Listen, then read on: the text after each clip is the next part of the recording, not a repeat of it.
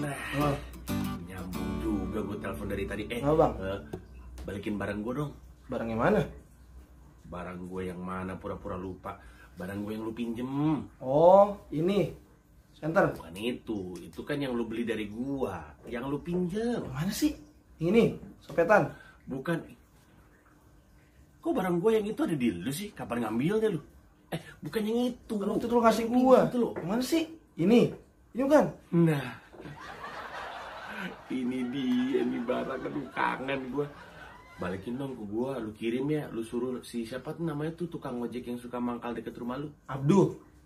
Nah, kirimnya ke gue butuh banget. Ya, ntar kirim.